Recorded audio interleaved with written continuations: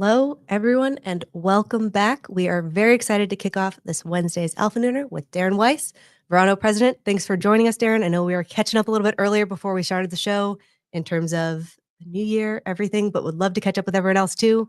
How was your New Year's in general? Yeah, great. First of all, thanks so much for having me on, Mackenzie. This is exciting. Yeah, the New Year's were good for us. It was I got some time to spend with the family, which is not I don't often get given my travel schedule. So I've got four young kids at home, and so had an opportunity to spend some time with them, although I was certainly ready for them to go back to school this week, and ready to get back into the grind. So, but as we were talking about, in our industry and certainly in our business, being consumer focused as we are, there really is no day off. It is a 24/7 gig, which is just one of the reasons that I find it so exciting and rewarding. Yeah, no, again, we appreciate you putting the work in because I know it's so important, and it is unfortunately a thankless job, I think, sometimes where you're constantly grinding it out. But it's good to take that time every so often. I know as a company, as a business, and in your role, you're probably constantly trying to make yourself better, all that stuff. Are you doing any also personal resolutions at all, or are you out of the resolution game entirely? So funny you mentioned that. I am a compulsive resolution maker.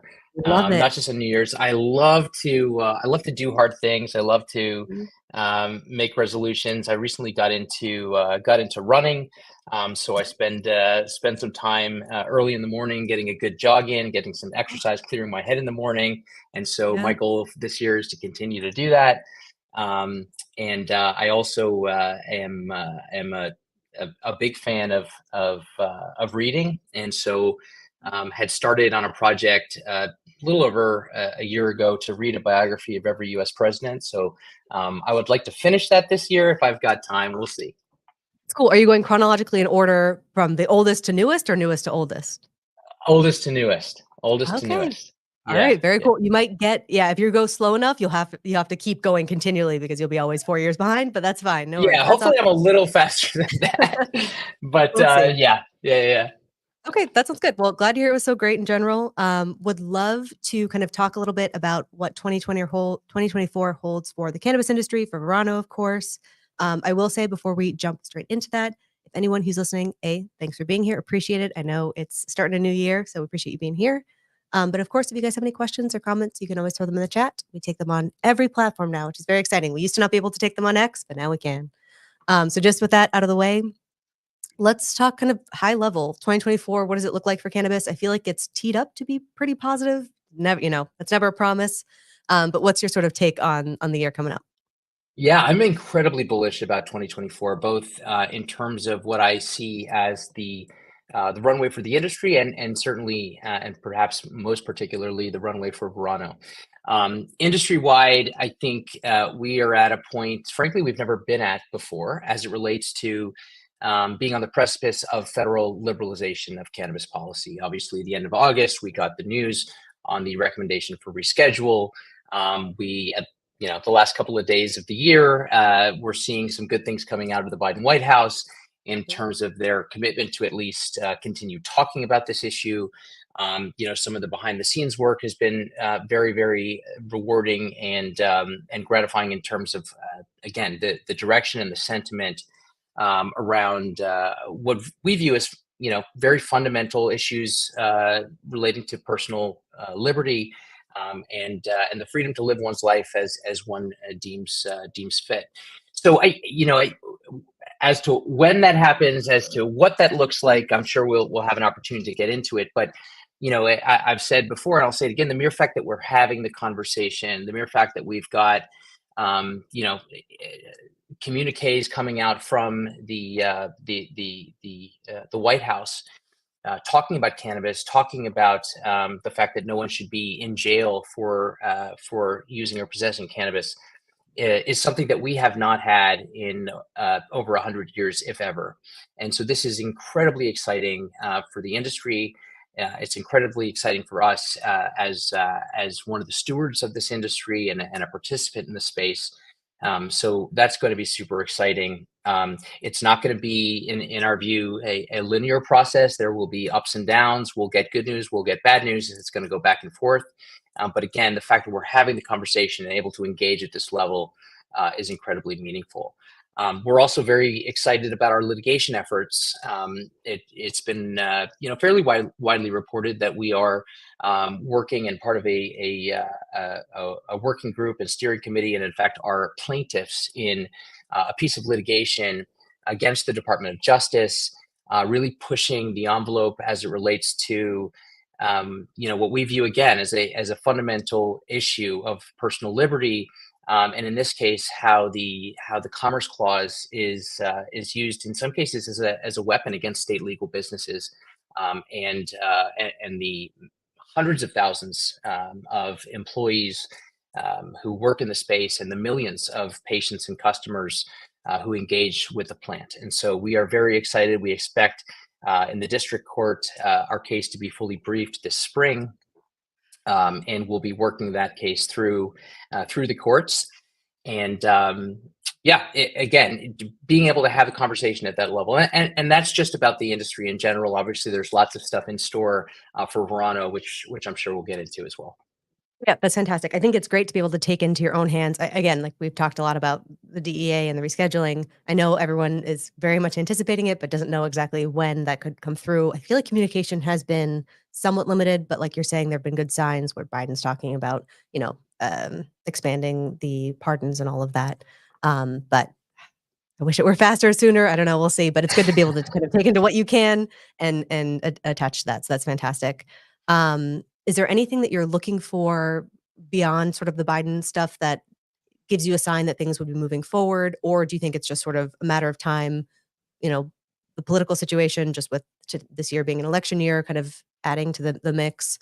Is there anything that you're looking out for? Or are you just completely saying, we'll see it when we see it, and that's it kind of thing? Yeah, I would say as it relates to changes to federal level, it's the latter. We'll see it when we see it. Our business wasn't built on or is not reliant upon changes in federal law. We don't need tax reform. We don't need access to safe banking legislation. We don't need access to U.S. equity markets. Granted, we want badly all of those things, Sure. but our business will be just fine without them. And it was very important to us, to our founder, to set up and operate a business that's self-sufficient and self-sustaining. I'm beyond rescheduling. Obviously, there's been a lot of talk about safer banking. Again, at this point, it would be a wonderful thing to have, particularly for the smaller operators, for minority businesses, which we think is incredibly important, and we are big proponents of greater participation in the space. But for our own business, it is less impactful, and frankly, I just don't have a great feeling, given the last couple of years, about the pace of progress, other than to suggest that momentum is very important. And so seeing, for example, rescheduling, seeing cannabis being part of the conversation, you even saw, Chuck Schumer come out and make statements around some of this with respect to his commitment, real or otherwise, to federal liberalization. These are all wonderful things, but I'm also really looking forward to changes at the state level. As it relates to existing programs, there's a tremendous amount of room always just to continue to make these programs better, to continue to decouple 280E from state law, which is just additional dollars to the bottom line, to see new product forms become available in different markets, to see the opportunity to create new categories, either through the use of or leveraging changes to regulatory structures, or through innovation, which we'll, I'm sure, touch on as well. So it is very much a multi-theater war, so to speak, in that we're engaging at the federal level, we are engaging at the state level, and of course we engage at the local level with respect to the communities that we serve, which is another important tenet to our business. Yeah, definitely agree. I think it definitely adds, like you're saying, kind of to that the momentum in general of, a lot of fronts are being attacked and kind of pushed forward, not attacked, maybe that's a weird way to say it, but being pushed on to make Right. progress and move forward. So that's fantastic. Sure. Before I do want to touch on the state stuff and, what Verano is doing as well, but just before we kind of move on from the federal stuff, is there anything that you guys are doing kind of as a company for when things do change more favorably for cannabis to start prepping? Is it time to start targeting the institutional capital, or is it too soon still? What sort of is there any sort of like readying in anticipation of things changing currently happening? Yeah, absolutely on all fronts. So yes, we are planning. We are deep in planning, and frankly, we're beyond planning. We're in execution stages. Just anticipating the various different paths that this can take, because it is important, and I want to reiterate that despite what some people may say or think, we do not know what a rescheduling looks like as it relates to existing businesses. We can all, of course, try to read the tea leaves, but no one knows. And DEA and FDA and even the White House are being quite Not super circumspect communicative. about.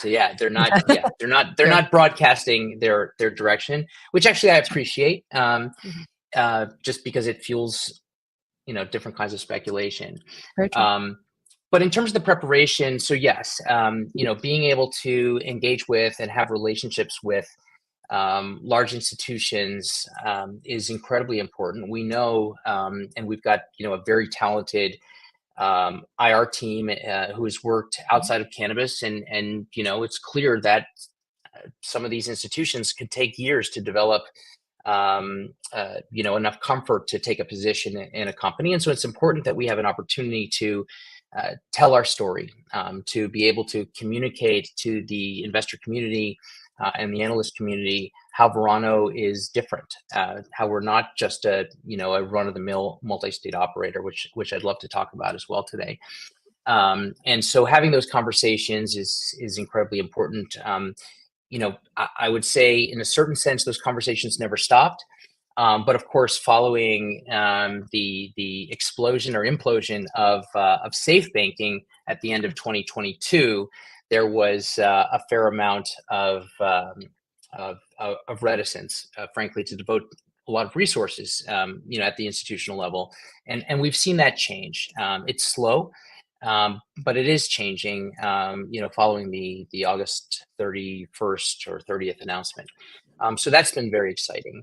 As we think about what this business looks like in a rescheduled world or a post 280E world, we also have to think about how we could, get more benefit from the economies of scale that we have as a business of our size. One of the real downsides to this patchwork of laws and regulations that we have is that cannabis businesses don't get the real benefit of true economies of scale, that we have to build infrastructure and manufacturing in every state in which we want to have products, which is inefficient, which of course impacts all sorts of things, including price for consumers. And so we want to make sure that as we think about what the business of tomorrow looks like, that we have an opportunity to continue to make the company and the business more efficient through, for example, in this case, economies of scale. We also think a lot about what products and avenues for distribution will and can be available in a rescheduled world. Do we get the benefit of interstate commerce? Do we have the benefit of exportation? Do we have the benefit of more shared resources between and amongst states? And so developing a strategic plan and executing on that strategic plan is important for sure, but also remaining agile and nimble, because again, and I reiterate, we don't know what this will look like. And so it's important to develop a plan that allows you to maintain optionality while at the same time continuing to run and better a very exciting business. So lots of things in the works for 2024 and beyond, as we see what develops. Yep, a lot of exciting stuff. I can also definitely see why you run to clear your head. I feel like there's a lot going on. There's a lot of different things that you need to navigate and keep an eye on, which is great. All right, real quick, I see a question coming in that I want Sure. to get to really quickly from Sagitta. So they're asking, will the removal of 280E have any effect on the possibility of uplisting, or is that solely decided by the exchanges? I think as far as I understand, it is still, yeah. Yeah, so Go ahead. 280E, sure. So 280E and uplisting are not the same issue, but they are related. They're Yes. related in the sense that 280E only applies to Schedule 1 narcotics under the Controlled Substances Act. And I think it's safe to say that as long as cannabis is a Schedule 1 narcotic, absent something like a States Act, which your listeners may be familiar with, would not change the exchange's mind in terms of access to the large equity markets. They in that so in that way they are related. Similarly, though, or I should say, conversely, the paring away of 280E, in other words, to the extent that cannabis is rescheduled to a Schedule 3, in which case, by its definition, 280E would not apply, does not automatically mean that uplisting is available either. And I think that's really what the question is getting at. In other words, the exchanges have to make up their own mind. There is nothing codified in law which prohibits the exchanges from listing cannabis companies today.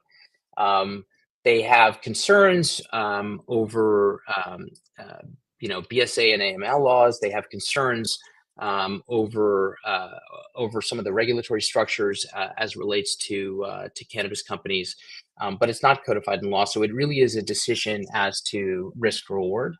I believe that we are not necessarily on the verge of uplisting, and I think even if the decision for a Schedule 3 happens tomorrow, we are not going to see uplisting, a week later. I think there's going to be a process by which the exchanges want to vet companies, come up with rules, determine how, in fact, they are going to work with cannabis companies. But I will say that the exchanges are very much involved in this conversation. They've been involved in discussions around including uplisting language in federal legislation. They've been involved in doing their homework as it relates to understanding the industry and understanding the players. And so it's not as though if there were a decision tomorrow or next week, they would be starting from scratch. But it's not a flip of a switch either. Yeah, I think that fully sums it up, which is great. Great answer and great question, I think, in general. I think anyway, in terms of order, if you had to pick one, you'd pick 280E removing is way more impactful, I think, at least in the short term, than uplisting would be. So, good. It's still possible, but I think it's far out as well. Unfortunately, we'll see. Speaking of listing, do you want to talk a little bit? Also, last year, a little bit busy, a little bit exciting. One of the things was you guys also did the SIBO listing. Would love to Yep. hear just anyone who's new, why it's important, why you guys chose that, and sort of what you're seeing so far. Sure. So big picture, we talked a little bit about preparing the business for what's to come. And one of the challenges that cannabis businesses have, and I think in many ways these are challenges which are somewhat unique to cannabis businesses, is that the direction that the industry will take at any given point in time is very much dictated by sort of the current political climate, changes that could come at any given time in state or federal law. And so maintaining optionality is incredibly important. We wanted to make sure, and we want to make sure that as soon as we have the option to list on a major U.S. exchange, that we're able to do so.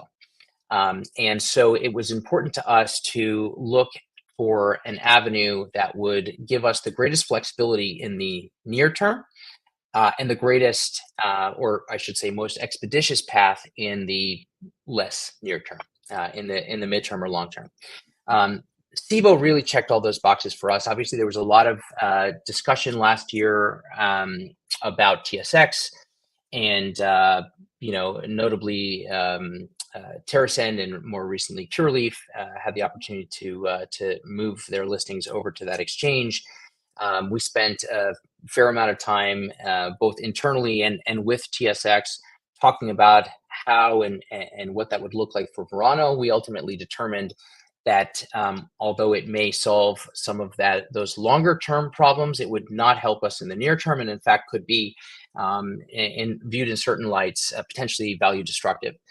SIBO, on the other hand, allowed us to move from the CSE to a senior exchange. SIBO has a very large platform worldwide, including in the US. They're third in terms of market share behind NYSE and NASDAQ, with a very, very sizable market share, although granted, their business historically has been around options and other types of securities. They are building an equities listing group. And we got a lot of comfort around the fact that not only is SIBO motivated to allow their Canadian listings access to their US platform, but as soon as there were changes that would get the powers that be comfort around a US listing, we would be able to participate in the SIBO platform, including SIBO US, very, very quickly. And of course, to the extent we then wanted to either stay on SIBO or move to NYSE or NASDAQ, we can do so also very, very quickly and expeditiously. It did not require any restructuring of our business. It did not require us to go out and raise more money at a time when valuations are pretty abysmal. And so it really checked all of those boxes for us. And we went ahead and made the change. Again, not because everyone else was doing it, because we evaluated the options and determined it was best for Verano and ultimately in the long term best for our shareholders. So very, very exciting development for us. That's awesome. Fantastic. All right. Love to hear it. All right. Sorry, I'm just trying to put this around here really quickly. Sure. All right. Well, then I think that's fantastic. Would love to talk, not to pivot too hard, but state side of things as well. So again, kind of a little bit talking about last year, but I know it rolls into this year. Ohio, big news there. I know Maryland also technically big news there. Would love to just hear about the footprint currently as it stands and kind of what you're getting excited about for this year as well. Sure. So don't forget Connecticut. Some people forget it was beginning of January in 2023. So I think we've been through 7 or 8 now adult use transitions, and each one gets a little better, just in terms of the way that we're able to do it, the way that the regulators handle it, and of course the impact on the citizens of that state. So yes, most recently, obviously Ohio voted in favor of adult use for the Buckeye State. Very, very exciting. We have 5 stores currently in Ohio, as well as a cultivation and manufacturing facility in the Canton area.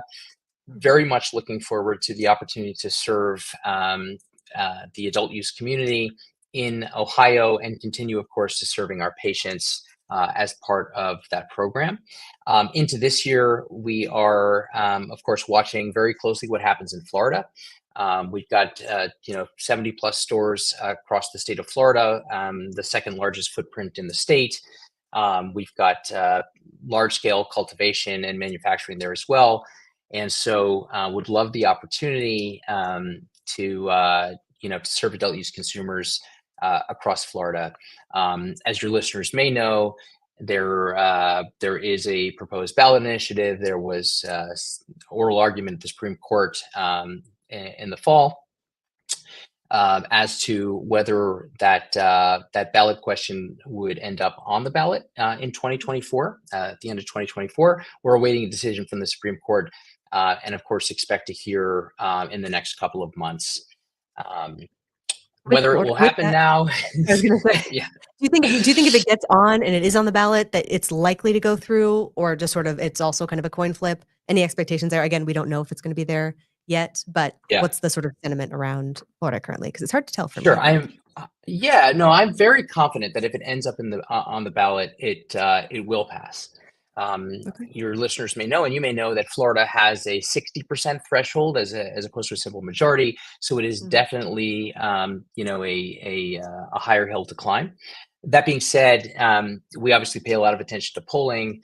Um, and we're polling at or above 60% fairly consistently across Florida. And I think to the extent there is a margin of error, the margin of error is in our favor, just given the demographic difficulties with polling more generally. So we feel great about passage. In terms of whether it's on the ballot, I think it's a coin flip. I really do. I think there are a lot of reasons, political reasons, to conclude that the administration, in this case, the DeSantis administration, is going to it certainly doesn't want it on the ballot in November. Mhm. But I think there are also a lot of other reasons, especially the legal reasons around the case, why it absolutely should be on the ballot in November.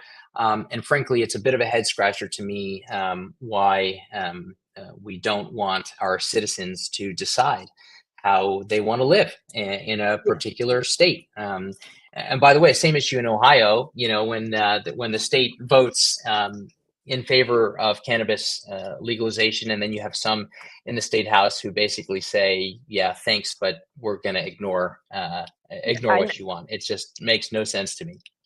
That's always baffling, I think, in general. I'm glad that it went in the right direction ultimately, which was the key thing, but it's Sure. always surprising to me that it's not a more Republican issue because it does read that way. I think it's very much like you should be allowed to do what you want. You're an adult, sort of like, you're right, get the government out of it a little bit. But I guess that's the divide between maybe conservative and sort of Republican difference. But Maybe. I mean, that's look, there's no shortness of shortage, excuse me, of hypocrisy on either side.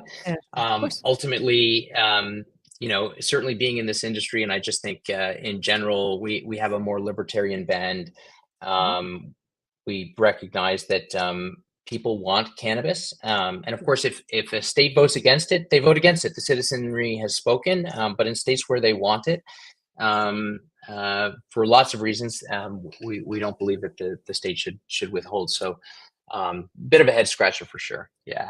Agree. All right. Well, Um, so then you yeah. mentioned DeSantis, and I know we're in an election year. Would love to just touch on as well, sort of any thoughts on how the election might sway things, aside from putting pressure, I think, on Biden to push something ahead.